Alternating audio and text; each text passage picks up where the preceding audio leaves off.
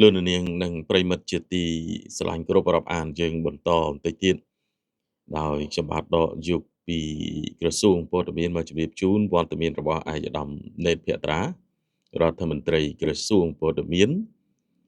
ឯកឧត្តមបានអញ្ជើញជួបពិភាក្សាការងារនិងពិគ្រោះយោបល់ជាមួយឯកឧត្តមឈីវយីសៀងប្រធានគណៈកម្មាធិការបរទេសសហប្រតិបត្តិការអន្តរជាតិ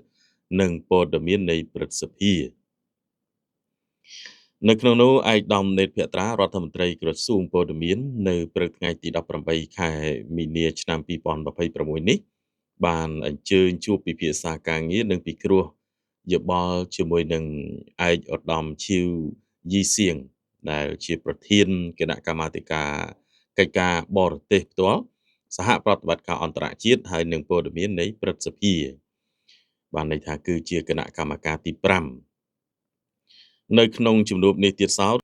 ក៏មានការអញ្ជើញចូលរួមពីសំណាក់ឯកឧត្តមលោកជំទាវជាប្រធានគណៈកម្មាធិការនៃព្រឹទ្ធសភាឯកឧត្តមលោកជំទាវជារដ្ឋលេខាធិការអនុរដ្ឋលេខាធិការអគ្គនាយកនិងអគ្គលេខាធិការព្រមទាំងថ្នាក់ដឹកនាំនៃព្រឹទ្ធសភានិងថ្នាក់ដឹកនាំក្រសួងព័ត៌មានជាច្រើនរូបទៀត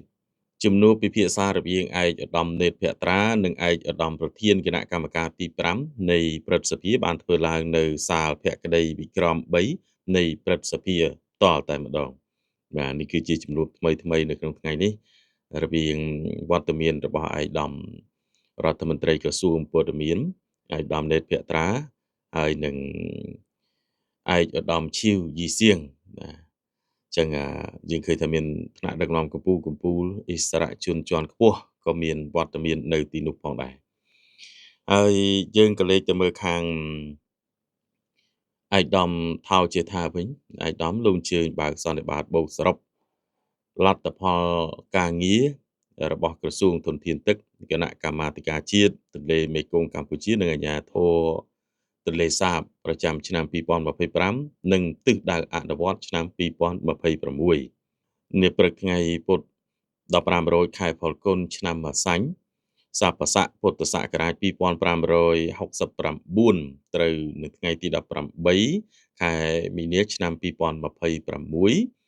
ឯកឧត្តមថោជាថារដ្ឋមន្ត្រីក្រសួងធនធានទឹកនិងអូតូនិយមបានអញ្ជើញជាអធិបតីភាពដ៏ខ្ពង់ខ្ពស់ក្នុងពិធីបើកសន្និបាតបូកសរុបលទ្ធផលការងាររួមរបស់ក្រសួងធនធានទឹកហើយនិងអូតូនិយមគណៈកម្មាធិការជាតិទន្លេមេគង្គកម្ពុជានិងអាជ្ញាធរទន្លេសាបប្រចាំឆ្នាំ2025ហើយនឹងលើកទិសដៅអនុវត្តឆ្នាំ2026ផងដែរនៅសាលប្រជុំនៃទីស្តីការក្រសួងធនធានទឹកនិងអូតូនិយមមែនទែនទៅថ្លែងនៅក្នុងអង្គពិធីឯកឧត្តមក៏បានមានប្រសាសន៍សម្ដែងនៃការកោតសរសើរនិងមានតម្លៃខ្ពស់ចំពោះថ្នាក់ដឹកនាំនិងមន្ត្រីរាជការនៃក្រសួងស្ថាប័នទាំង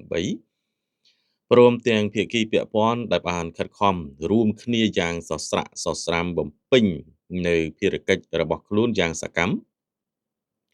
រហូតសម្រេចបាននូវលទ្ធផលជាច្រើនគួរឲ្យកត់សម្គាល់នៅក្នុងឆ្នាំ2025កន្លងមកនេះស្របតាមផែនការសកម្មភាពដែលបានដាក់ចេញទៅហើយក៏ជាការដើម្បីពង្រឹងសន្តិសុខទឹកទ្រទ្រង់ប្រព័ន្ធអេកូឡូស៊ី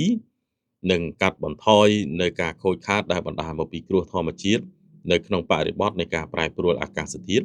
ហើយជាពិសេសនោះគឺដៃគូអភិវឌ្ឍទាំងអស់ដែលបានបន្តការគ្រប់គ្រងយ៉ាងសកម្មទាំងផ្នែកបច្ចេកទេសនិងហិរញ្ញវត្ថុ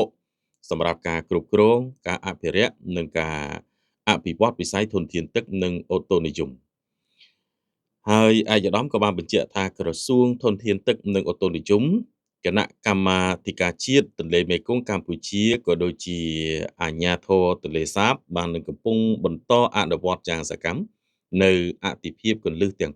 5យុទ្ធសាស្ត្របញ្ចកោណដំណាក់កាលទី1របស់រាជរដ្ឋាភិបាលនៅក្នុងនីតិកាលទី7នេះនៃរដ្ឋសភាគឺ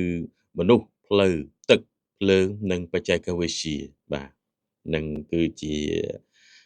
យុទ្ធសាស្ត្របញ្ចកោណដំណាក់កាលទី5ដែលបងប្អូនច្រើនទៅសួរខ្ញុំស្អីគេមនុស្សផ្លូវទឹកភ្លើងហើយនិងបច្ចេកវិទ្យានឹងគឺខ្លាំងហើយយុទ្ធសាស្ត្របញ្ចកោណដំណាក់កាលទី7 ហើយក្រោមការដឹកនាំប្រកបដោយភាពឆ្លៀសវៃរបស់សម្ដេចមហាបវរធិបតីហ៊ុនម៉ាណែតនាយករដ្ឋមន្ត្រីនៃព្រះរាជាណាចក្រកម្ពុជាដើម្បីឈានទៅសម្រេចឲ្យច្បាស់លាស់សម្រាប់ការអនុវត្តនិងយន្តការសម្រាប់ត្រួតពិនិត្យនិងវិយតម្លៃដោយផ្អែកលើក្របខ័ណ្ឌលទ្ធផលគឺជាលទ្ធផលដើម្បីទទួលបានជោគជ័យក្នុងការគ្រប់គ្រងអាងទន្លេផ្ទាល់ផងហើយនឹងធនធានទឹកចម្រុះការអភិវឌ្ឍនិងគ្រប់គ្រងធនធានទឹកនិងឧតុនិយមប្រកបដោយប្រសិទ្ធភាពស័ក្តិសិទ្ធិភាពនិងនិរន្តរភាពផងក្នុងនោះក៏សូមបញ្ជាក់ផងដែរថាអង្គសន្និបាតប្រព្រឹត្តទៅគឺ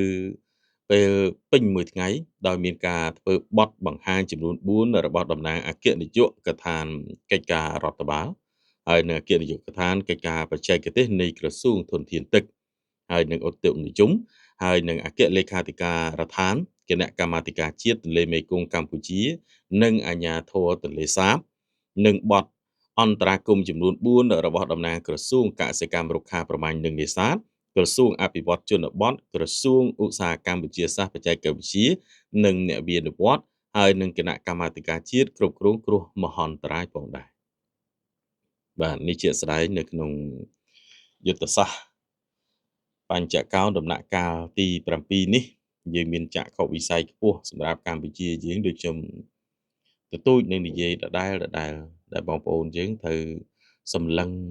ឲ្យវាជំរាលហើយមុតស្រួចទៅខាងលើណាសម្លឹងជំរាលហើយមុតស្រួចទៅខាងលើនេះខ្ញុំចង់បញ្ជាក់ថាយើងទាំងអស់គ្នាម្នាក់សុទ្ធតែជាសរសៃឈាមនៅក្នុងសង្គមហើយម្នាក់សុទ្ធតែមានលទ្ធភាពក៏ដូចជាសមត្ថភាពក្នុងការប្រកបមុខរបររកទទួលទានក្នុងបរិបទនៃជីវិតចង្កោមក្រុមគ្រួសាររបស់ខ្លួនយើងទៀតសោតគេអាចរស់តាមគេយើងអាចរស់តាមយើងបច្ច័យហេតុយ៉ាងម៉េចព្រោះយើងបើសិនជាយើងគិតថាប្រទេសជាតិយើងបើកុំតែមានវិវាទសោកនាដកម្មនិងសង្គ្រាមផុសផុលរំលោភបំពានពីសំណាក់ណាចោលឈ្លានពានទេម្លេះសំយើងដល់ណាដល់ណីដូចខ្ញុំនិយាយកាលពីម្សិលមិញមានបងប្អូនយើងក៏ខមមិនថាបើអញ្ចឹងអាដែលមិនដេកចាំដោតដង្ហើមមកស្លាប់តែម្ដងទៅមិនហ៊ានតបតមិនហ៊ានណែបាញ់គេផងបាទមិនងាយស្រួលទេណារឿងប្រទេសជាតិតែខ្ញុំធ្លាប់និយាយថានាវានៃកម្ពុជាមិនមែនចេះតែកាច់ឆ្វេងកាច់ស្ដាំទៅលើទៅក្រោមតាមតែការយកឃើញរបស់ជើងបានទេថ្នាក់ដឹកនាំកំពូលនីមួយដែលគេដឹកនាំប្រទេសមកបានហ្នឹងមិនមែនដោយសារតែយើងជាអ្នកចង្អុលបង្ហាញឲ្យឆ្វេងឲ្យស្ដាំទេគេមើលទៅលើមតិរួមវាដូចជាការបោះឆ្នោតចឹងដែរណាដែលមើលមតិរួមការបោះឆ្នោតជ្រើសរើសតាំងពីថ្នាក់ក្រោមជាតិរហូតដល់ថ្នាក់កំពូលយើងដូចថាយើងមានរាជរដ្ឋាភិបាលសពថ្ងៃអញ្ចឹងណាបានមកពីយើងគ្រប់គ្នានឹងហើយក្នុងនាមយើងជាប្រជាពលរដ្ឋអានឹងយើងសូមនិយាយខ្លីតិចទៅក្នុងនាមយើងជាប្រជាពលរដ្ឋត្រូវយល់ថាពីខ្លួនយើងនេះសូមទោសណាបងប្អូនកុំប្រកាន់ខឹងខ្ញុំនិយាយនេះកុំប្រកាន់ខឹងឲ្យសោះត្រូវទទួលយកពាក្យខ្លះវារៀងធ្ងន់បន្តិចយើងបានស្គាល់ថាខ្លួនយើងជាអ្នកណាហើយមកពីណាហើយធ្វើអីដែរទេលទ្ធភាពយើងប៉ុណ្ណាសមត្ថភាពយើងប៉ុណ្ណារាល់ថ្ងៃមានមុខរបរមានអាជីពមានចំណេះមានជំនាញប្រកបមុខរបរទៅតាមសមាជីវៈអាជីវោក្រោមលក្ខខណ្ឌបទដ្ឋានគតិយុត្តនៃច្បាប់ទម្លាប់ប្រទេសជាតិហើយនៅពុទ្ធិនៃចំណេះដឹងរបស់ជើងនឹងវាកម្រិតណាអាចធ្វើការបានជាប្រយោជន៍ដល់អ្នកណាខ្លះត្រូវស្គាល់ខ្លួនឯងសិនកុំឲ្យបានអង្គុយជុំគ្នាផឹកនិយាយដើមគេនិយាយតែពីរឿងសបាយពីក្រោយខ្នងគេ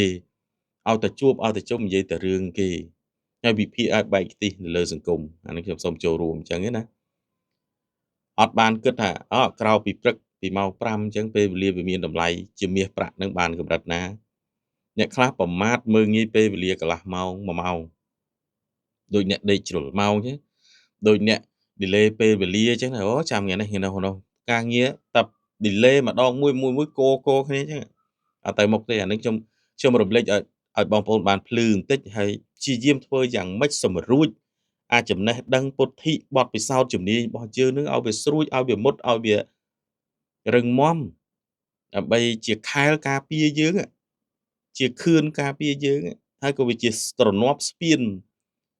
ដែលយើងដើរឆ្លងទៅដូចពាក់ស្បែកជើងក្រាស់បលាមុតដែលគោមិនធ្លុះចឹងណាមានអាសមត្ថភាពនឹងហើយនៅអានឹងខ្ញុំចង់ឲ្យបងប្អូនភ្ញាក់អានឹងឡើងវិញភ្ញាក់ឡើងវិញទោះបីនៅក្នុងស្រុកស្រែចម្ការចុងកាត់បត់ញោកអត្តខត្តយ៉ាងណាក៏មានឱកាសដាំបន្លែផ្កាក្នុងការទុកទំនប់បំរុងក្រុមគ្រួសារជីវភាពរស់នៅបានដែរចាំបាច់ហៃសូរបៀបដូចគេសិល្បៈគេជំនាញខាងសិល្បៈគេជួសជុលគេជំនាញជួសជុល IT បច្ចេកវិទ្យានិងជំនាញរបស់គេប៉ាកែថតគេប៉ាកែសម្ដែងត្រាម៉ាជំនាញរបស់គេរីឯយើងអត់ជំនាញសោះនេះប៉ាកែតាជំនាញមួយយ៉ាងគឺអង្គុយនិយាយដើមគេនឹងអត់បានជាផលលើសំទោសបងប្អូនមួយជ្រៅទៅទៀតដែរអានឹងចាំនិយាយរឿងផ្សេងអញ្ចឹងនេះដោយប្រសាសន៍របស់ឯកឧត្តមថោជាថាអញ្ជើញបើកសន្និបាតបូកសរុបលទ្ធផលការងាររបស់ក្រសួងធនធានទឹកគណៈកម្មាធិការជាតិទន្លេមេគង្គកម្ពុជានិងអាជ្ញាធរ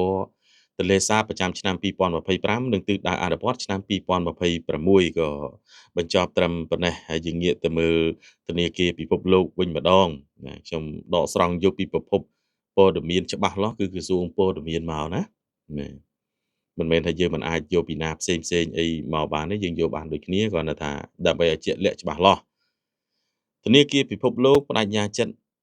បន្តកិច្ចសហប្រតិបត្តិការនិងគាំទ្រដល់កម្ពុជាលើកិច្ចការចំនួនដល់ទៅ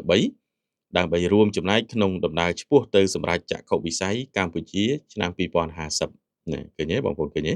តែខ្ញុំធ្លាប់និយាយជារឿយថាបងប្អូនគឺយើងអាចបន្តទៅមុខជាមួយគ្នាបាន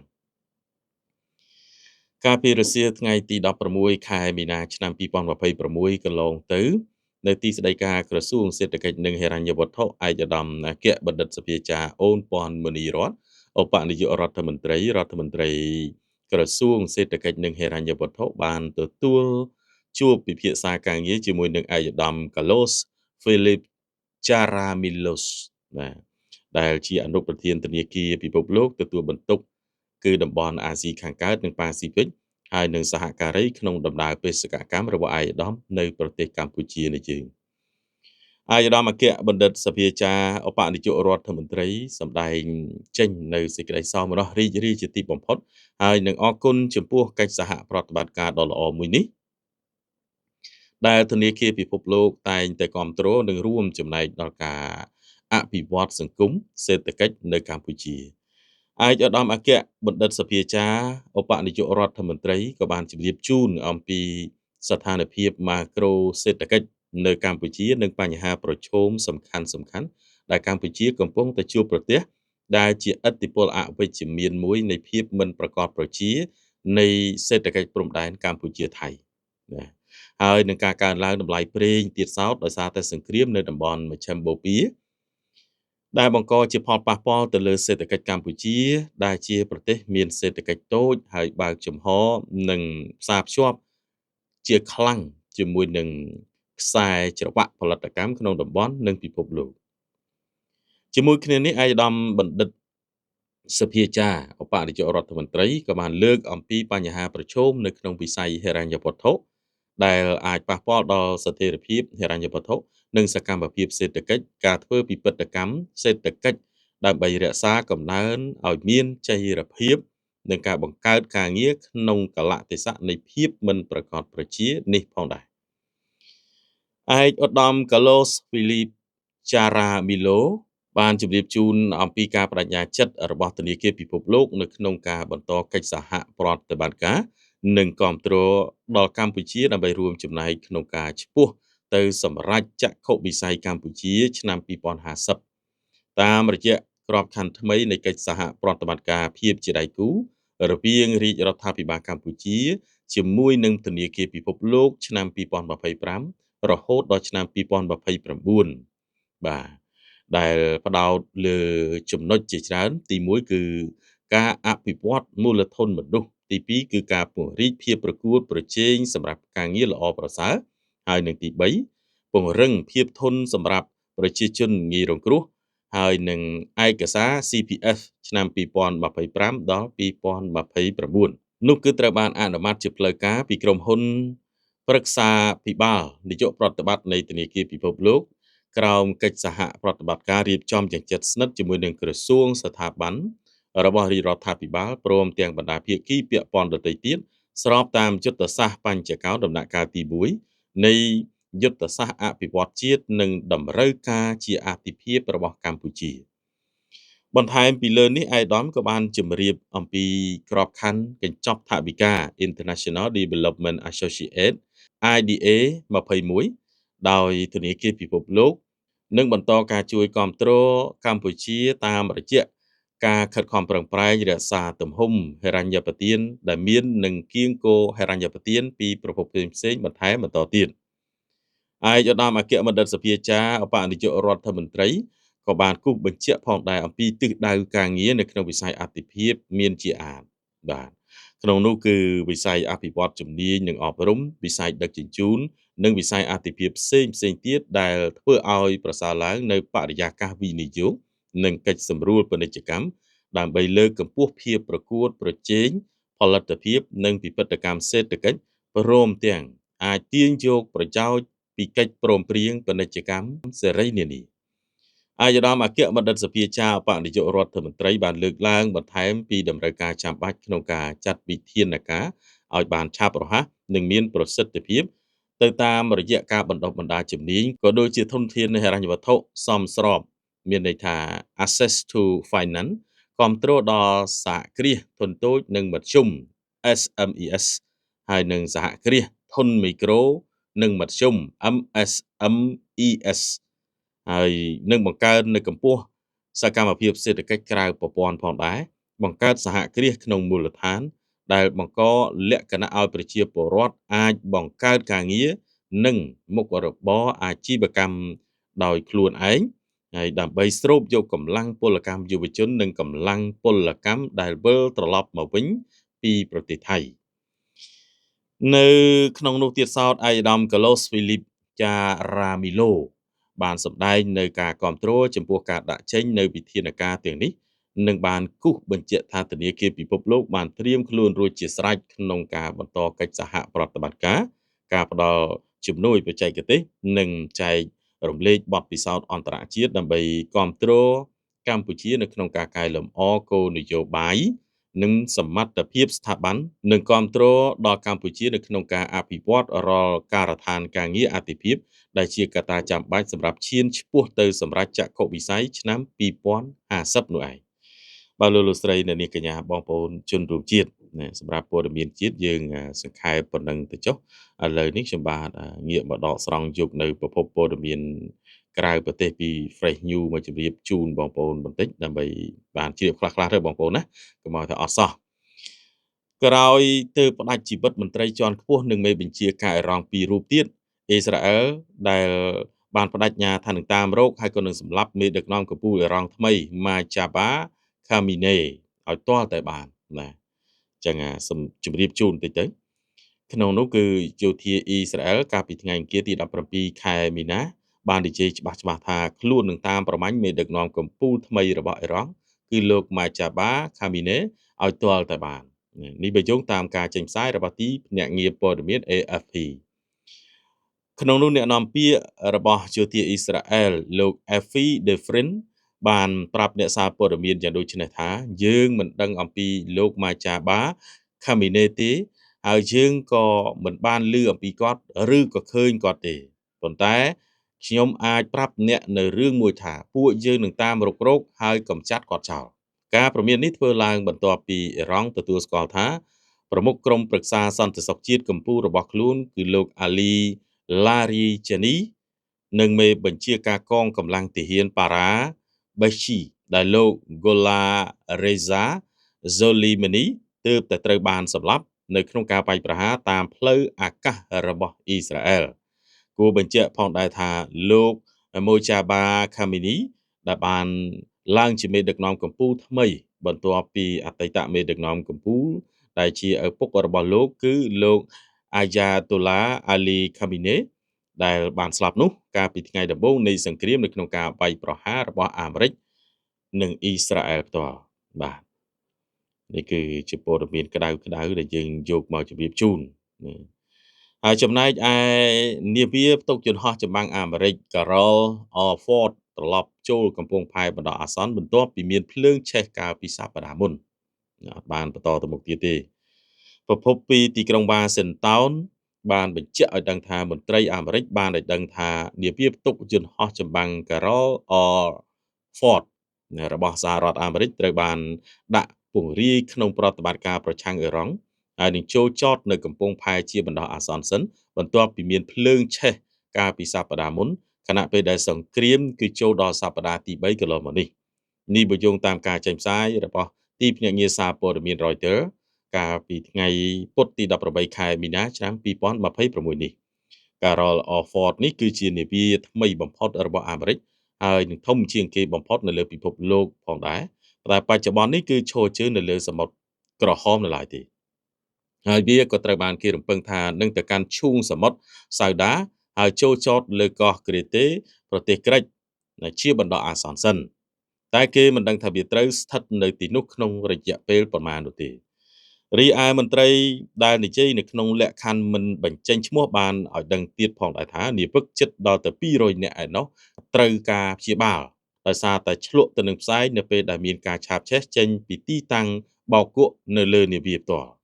គេបានប្រើពេលជាច្រើនម៉ោងទើបអាចគ្រប់គ្រងការឆាបឆេះនេះបាននិងប៉ះពាល់ដល់កន្លែងសម្រាកប្រហែលជា100បន្ទប់ឯណោះនាវាចម្បាំងនេះគឺត្រូវបានដាក់ពង្រាយអស់រយៈពេល9ខែមកហើយដោយសារតែបានចូលរួមប្រតិបត្តិការប្រឆាំងវេណេស៊ុយអេឡានៅតំបន់ការរីប៊ីនមុននោះគឺចូលទៅដល់ឯមជ្ឈិមបូព៌ាមាននាវិកជាង 5000 នាក់យន្តហោះយោធាជាង75គ្រឿងរួមទាំងយន្តហោះចម្បាំងដូចជា F-18 Super Hornet នៅលើនោះផងដែរវាក៏ជាប្រព័ន្ធរ៉ាដាទំនើបដែលអាចជួយគ្រប់គ្រងចរាចរណ៍ផ្លូវអាកាសហើយនឹងការរុករកដូចគ្នាបាទសុទ្ធតែយានចម្បាំងទំនើបបាទដូចដែលបានជ្រាបស្រាប់ហើយម្នាក់ក៏កំពុងតែមានអារម្មណ៍មួយគិតថាចុះបើសង្គ្រាមលោកលើកទី3កើតឡើងគិតយ៉ាងម៉េចវិញតាមដំណើរដែរទៅបងប្អូនវាមិនអាចកើតឡើងបានទេបងប្អូនហើយណាប្រទេសសកលលោកមួយងាយស្ដារឡើងវិញបានទេបន្តទៅប្រភពព័ត៌មានមួយទៀតណាពីទីក្រុងឡុងបានបញ្ជាក់ថាកាលពីថ្ងៃអង្គារទី17ខែមីនាឆ្នាំ2026ប្រធានាធិបតីអ៊ុយក្រែនលោក Volodymyr Zelensky ណាគឺបាននិយាយចំអ្នកជំនាញយោធាផ្នែកប្រយុទ្ធប្រឆាំងយន្តហោះដ្រូនរបស់អ៊ុយក្រែនចំនួន201នាក់កំពុងស្ថិតនៅមជ្ឈិមបូព៌ាដើម្បីការពារតំបន់នេះពីការវាយប្រហាររបស់យន្តហោះដ្រូនអ៊ីរ៉ង់ដែលនៅក្នុងនោះគឺជា Drone Z ហើយ34នាក់ទៀតត្រៀមលក្ខណៈជាស្រេចរួចទៅហើយដើម្បីដាក់ពង្រាយបន្ថែមនេះបើយោងតាមការចេញផ្សាយរបស់ទីភ្នាក់ងារសារព័ត៌មាន AFP ហើយថ្លែងនៅក្នុងសភាចក្រភពអង់គ្លេសអំឡុងទស្សនកិច្ចលោកប្រធានាធិបតីអ៊ុយក្រែនបាននិយាយយ៉ាងដូចនេះថាទាំងនេះគឺជាអ្នកជំនាញយោធាដែលដឹងច្បាស់ពីរបៀបជួយពីរបៀបការពារព្រំដែន Drone Z ហើយក្រុមការងាររបស់យើងកំពុងស្ថិតនៅរួចជាស្រេចក្នុងប្រទេសអេមីរ៉េតអារ៉ាប់រួមអារ៉ាប៊ីសាអូឌីតនិងកំពុងឆ្ពោះទៅគុយវ៉ែតហើយគួរបញ្ជាក់ផងដែរថាកំឡុងសង្គ្រាមជាមួយនឹងរុស្ស៊ីចាប់តាំងពីឆ្នាំ2022មករហូតមកដល់ពេលនេះអ៊ុយក្រែនបានអភិវឌ្ឍមធ្យោបាយមានប្រសិទ្ធភាពខ្ពស់ណាស់ដើម្បីបាញ់ស្ទាក់យន្តហោះដ្រូនអត្តឃាតផលិតដោយអ៊ីរ៉ង់ដែលមានឈ្មោះ Shed ដែលនៅក្នុងទីក្រុងមូស្គូគឺបានប្រើប្រាស់នេះបើតាមលោក Zelensky ក្រៅពីផលិតដ្រូនហោះលើអាកាសហើយនឹងដ្រូនរត់តាមផ្ទៃទឹកអ៊ុយក្រែនបានផ្ដោតលើការផលិតដ្រូនសម្រាប់ស្ទាក់យន្តហោះដ្រូនហើយលោកក៏បានអះអាងនៅទីក្រុងគៀវនេះគឺមានសមត្ថភាពផលិតដ្រូនស្ទាក់ទាំងនោះបានយ៉ាងហោចណាស់2000គ្រឿងក្នុងមួយថ្ងៃពិតជាមិនធម្មតាដែលពាក់កណ្ដាលនោះគឺសម្រាប់ការពារខ្លួនឯងផ្ទាល់ហើយនឹងសល់ពីនោះគឺអាចសម្រាប់ប្រើដោយសម្ព័ន្ធមិត្តរបស់អ៊ុយក្រែនទៀតសោតបាទនេះបើយោងទៅតាមប្រសាសន៍របស់លោក Zelensky អ្នកជំនាញទប់ទល់ដ្រូនជាង200នាក់របស់អ៊ុយក្រែនបានដាក់ពង្រាយនៅមជ្ឈិមបូព៌ាដើម្បីការពារក៏ដូចជាពង្រីកទៅលើសកលលោកផងដែរ បាទលោកស្រីអ្នកនាងកញ្ញាយើងសូមត្រឹមប៉ុណ្្នឹងទៅចុះនៅថ្ងៃនេះហើយក៏សូមអរគុណសម្រាប់ការតាមដានចាំជួបគ្នានៅថ្ងៃស្អែកបន្តទៀតបាទ